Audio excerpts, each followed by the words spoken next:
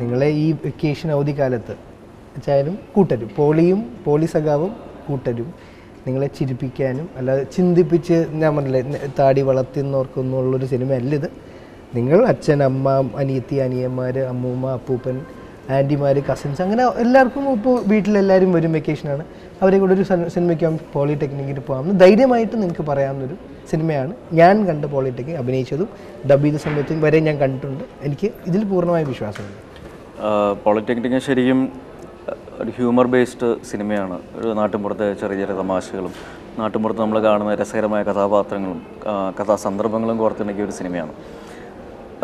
ചിരിപ്പിച്ച് അടങ്ങൂ എന്നുള്ളൊരു വാശി ഞങ്ങൾക്കില്ല, രസിപ്പിക്കും എന്നുള്ളൊരു വിശ്വാസമുണ്ട്. എന്നാൽ നിങ്ങൾ സിനിമ കാണാൻ വരുമ്പോൾ, തിയേറ്ററിലേക്ക് സിനിമ കാണാൻ വരുമ്പോൾ എന്നൊന്ന് ചിരിപ്പിക്കടാ എന്നുള്ള ലൈനിൽ വരരുത് പ്ലീസ്. ഒരു പാവം കുഞ്ഞു നല്ല സിനിമയാണ്. അത് ആ ഒരു രീതിയിൽ ഒരു മൈൻഡ് സെറ്റിൽ വന്ന് കാണുക, ആസ്വദിക്കുക. ഫാമിലി, പിള്ളേർക്കും ചെറുപ്പക്കാർക്കും എല്ലാവർക്കും, എല്ലാ ജനറേഷനിലുള്ള ആൾക്കാർക്കും ഇഷ്ടപ്പെടാവുന്ന ഒരുപാട് നർമ്മ മുഹൂർത്തങ്ങളും ജെന്യുവിനായിട്ടുള്ള ഹ്യൂമർ സിറ്റുവേഷൻസും സീക്വൻസും ഉള്ള ഒരു സിനിമയാണ്. പോളി സഖാവിൻ്റെ ഒരു യാത്രയാണ് ഈ സിനിമ മൊത്തത്തിൽ. അതിന് അദ്ദേഹത്തിൻ്റെ ചുറ്റുമുള്ള സുഹൃത്തുക്കളായ നമ്മളും, അല്ലെങ്കിൽ അദ്ദേഹത്തിൻ്റെ കാമുകയായി വരുന്ന ഇൻസ്പെക്ടറായ ഭാവനയും, അദ്ദേഹത്തിൻ്റെ വീട്ടിൽ ഈ പറയുന്ന പോലെ അമ്മയും, എനിക്കൊന്ന് അംബിക ചേച്ചി, എനിക്കൊന്ന് അച്ചായൻ്റെ കൂടെ നിറത്തിൽ അച്ചായൻ്റെ അമ്മയാണ്. നിറത്തിൽ എൻ്റെ ഹിറ്റ് അമ്മയാണ്. അതെ, അതിനുശേഷം അമ്മയാണെന്ന് ഇപ്പോഴില്ല, അമ്മയുടെ ക്യാരക്ടർ ഇപ്പോഴാണ്. അപ്പം എല്ലാം കൊണ്ടും ഈ പറയുന്ന അനുകൂലമായിട്ടുള്ള ഒട്ടേറെ ഘടകങ്ങളും പൊളിറ്റിക്കൽ ബേസ് ആയിട്ടുള്ളൊരു സിനിമയാണ് പറയുന്നത്. ഒരു ഇലക്ഷൻ്റെ ഒരു സാധ്യതകളും കാര്യങ്ങളും, ഇന്നസെൻ്റ് ഏട്ടൻ സ്ഥാനാർത്ഥിയായിട്ട് നിൽക്കുന്നു, ഇതിൽ മന്ത്രിയായിട്ട് അഭിനയിക്കുന്നു. ആ സമയത്ത് ഇതൊന്നും ഇതൊന്നും അറിയില്ല നമുക്ക്, ഇങ്ങനൊരു സംഭവം പറ്റുന്നുള്ളത് പോലും നമുക്കറിയില്ല.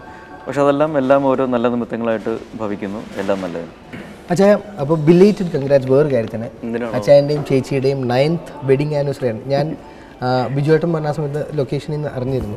പക്ഷെ അതിനൊപ്പം തന്നെ ഞാൻ ഈ പറഞ്ഞ പോലെ എനിക്ക് വളരെ അഭിമാനം തോന്നിയൊരു മൊമെൻ്റ് ഉണ്ടായിരുന്നു. അച്ചായൻ ഓട്ടിസം അല്ലേ വായിച്ച ഈ കുട്ടികൾക്ക് അവിടെ പോയി അവരെ വിസിറ്റ് ചെയ്തു, അവരുടെ ഒപ്പം ഇരുന്ന് ഭക്ഷണം കഴിച്ചു. അന്നാന്ന് തോന്നുന്നു ഈ നൊയമ്പ് മുറിഞ്ഞതല്ലേ, നോൺ വെജ് കഴിച്ചു. പക്ഷെ അത് വേറെ ഒന്നല്ല, ഞാനിപ്പോൾ അത് മെൻഷൻ ചെയ്യാൻ കാരണം ഇങ്ങനെയുള്ള ഒരു ജസ്റ്റർ അത് കാണുമ്പോൾ, അല്ലെങ്കിൽ ഇങ്ങനെയുള്ള കുട്ടികളെക്കുറിച്ച് അറിയാത്തവർ, അല്ലെങ്കിൽ ഇങ്ങനെയുള്ളൊരു സ്ഥലത്ത് നമ്മൾ ചെല്ലുന്നതിൻ്റെ ഒരു ഇമ്പോർട്ടൻസ് അവർക്ക് കാശ് കൊടുക്കുന്നതിനേക്കാളും ഞാൻ എന്നെ സംബന്ധിച്ച് വ്യക്തിപരമായിട്ട് ഞാൻ പറയുകയാണെങ്കിൽ, ഞാൻ ഏറ്റവും കൂടുതൽ എനിക്ക് സന്തോഷം ലഭിച്ചിട്ടുള്ള ഒരു വെഡിങ് ആനിവേഴ്സറി എന്നതിനേക്കാൾ ഉപരി ഒരു ദിവസമായിരുന്നു ശരിക്കും അന്ന് അവിടെ വെച്ച്. April 2 എൻ്റെ വെഡിങ് ആനിവേഴ്സറിയാണ്. പക്ഷെ അത് വേൾഡ് ഓട്ടിസം ഡേയും കൂടെ ആണെന്നുള്ളൊരു വിവരം ഞാൻ അറിയുന്ന അടുത്ത സമയത്താണ്. അപ്പോൾ അത്രയേ ഉള്ളൂ നമുക്ക് ഇതിനെപ്പറ്റിയുള്ളൊരു അറിവ്.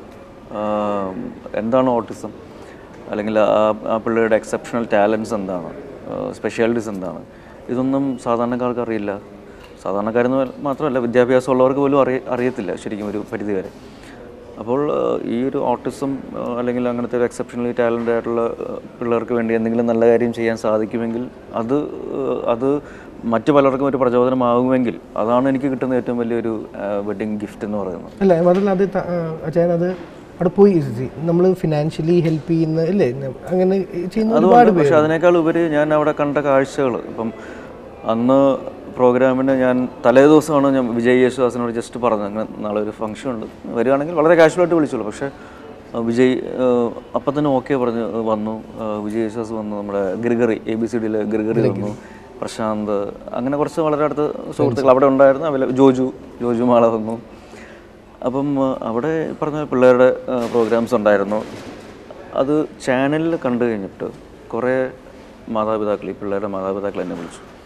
അവർ പറഞ്ഞു, ആദ്യമായിട്ടാണ് അവരുടെ മക്കളെ ഒരു പെർഫോമൻസ് അല്ലെങ്കിൽ അങ്ങനത്തെ ഒരു രീതിയിൽ TV-യിൽ ചാനലിൽ കാണുന്നു. അത് അവർക്ക് ഭയങ്കര ഒരു എക്സ്പീരിയൻസ് ആയിരുന്നു. അവർ ഭയങ്കര ഹാപ്പി ആയിരുന്നു. അപ്പം അത് ആ ഒരു ഹാപ്പിനെസ് അവർ ഞാനുമായിട്ട് ഷെയർ ചെയ്തപ്പോൾ അത് എനിക്ക് മാനസികമായിട്ട് ഭയങ്കരധികം സന്തോഷം ഉണ്ടാക്കി. വളരെ ഒരു പോസിറ്റീവ് എനർജി എനിക്ക് ഫീൽ ചെയ്തു. അപ്പോൾ ഇത് ഞാൻ വളരെ ചെറിയ രീതിയിൽ ചെയ്തൊരു കാര്യമാണ്. അത് മറ്റു പലരും ഇത് വലിയ രീതിയിൽ ചെയ്ത് അത് നല്ലൊരു രീതിയിലായി മാറണം എന്നൊരു ആഗ്രഹം എനിക്കാണ്. ചില പിള്ളേരുടെ ഒരു ടാലൻ്റ് എന്ന് പറഞ്ഞാൽ, ഇപ്പം അജുവിൻ്റെ ബർത്ത് ഡേറ്റ് പറയുകയാണെങ്കിൽ അത് അപ്പം തന്നെ കാൽക്കുലേറ്റ് ചെയ്ത് ഏത് ദിവസമാണ് നീ ജനിച്ചതെന്ന് പറയാനായിട്ട് സാധ്യതയുള്ള കഴിവുള്ള പിള്ളേരുണ്ട്. അപ്പോൾ അങ്ങനത്തെ അവരുടെ ഒരു സ്പെഷ്യൽ ടാലൻ്റ് ഉണ്ട്. അതാണ് നമ്മൾ ചാർട്ട് അല്ലെങ്കിൽ മീറ്റ് ചെയ്യേണ്ടത്, അല്ലെങ്കിൽ അത് ടാർഗറ്റ് ചെയ്യേണ്ടത്. പിന്നെ അതുകൊണ്ട് തന്നെ ഇപ്പം ഞാൻ ഒരു നല്ല കാര്യം കൂടെ ദൈവം സഹായിച്ച് ചെയ്യാനായിട്ട് പോവുകയാണ്. ദുബായിൽ ഷാർജയിൽ ഒരു autism clinic plus speech therapy അങ്ങനത്തെ ഒരു ചെറിയൊരു സംഭവം തുടങ്ങുന്നു. അപ്പോൾ ദൈവം സഹായിച്ചാൽ അതൊരു നല്ല രീതിയിൽ. അപ്പം ഇനിയിപ്പോൾ വേറൊരു സൈഡ്, അതായത് ഈസ്റ്റർ, വിഷു എല്ലാം നമുക്ക് അടുത്താണ്. അച്ഛൻ ചെറുപ്പം സ്റ്റുഡിയോയിലും ഈ ചെറുപ്പം തൊട്ടേ അല്ല, എത്രയോ മലയാളം സിനിമയുടെ എത്രയോ രാജാക്കന്മാരെ ചെറുപ്പം തൊട്ട് കണ്ടുവരുന്നത്. അവരുടെ എന്തെങ്കിലും കൂടെ ഉള്ളൊരു വിഷു മൊമെന്റ്സ് ഷൂട്ടിങ്ങിൻ്റെ സമയത്ത് അച്ഛൻ ഓർമ്മയുണ്ട്? അങ്ങനെ പ്രത്യേകിച്ച് അവരുമായിട്ടുള്ളൊരു അതൊക്കെ ജസ്റ്റ് കണ്ട ഒരു ഓർമ്മകൾ മാത്രമേ ഉള്ളൂ. അതും പ്രത്യേകിച്ച് ഫോട്ടോയിൽ കാണുമ്പോഴാണ് അവരന്ന് വന്നിട്ടുണ്ടായിരുന്നു എന്നുള്ളൊരു ഓർമ്മ നമുക്കുള്ളൂ. അല്ലാതെ ഒരു ഷൂട്ടിങ് കാണാനായിട്ടോ അല്ലെങ്കിൽ ആർട്ടിസ്റ്റുകളെ കാണണമെന്നോ അവരുടെ ഓട്ടോഗ്രാഫ് മേടിക്കണമെന്നോ അങ്ങനെ വലിയ ആഗ്രഹങ്ങളൊന്നും എനിക്ക് പണ്ടേ ഇല്ലായിരുന്നു. എന്തുകൊണ്ടാണെന്ന് എനിക്കറിയില്ല. പക്ഷേ ഈ വിഷുവിന് വേറൊരു പ്രത്യേകത ഒരു നല്ല കാര്യം എനിക്ക് സംഭവിച്ചിട്ടുള്ളതെന്ന് വെച്ചാൽ, ഒരു 20 കൊല്ലത്തിന് ശേഷം ഞങ്ങളുടെ കയ്യിൽ പണ്ടുണ്ടായിരുന്നു ഒരു 55 മോഡൽ ഒരു സ്റ്റുഡി ബേക്കർ കാറുണ്ട്. ലാൽ സലാമിലൊക്കെ അഭിനയിച്ച കാറാണ്.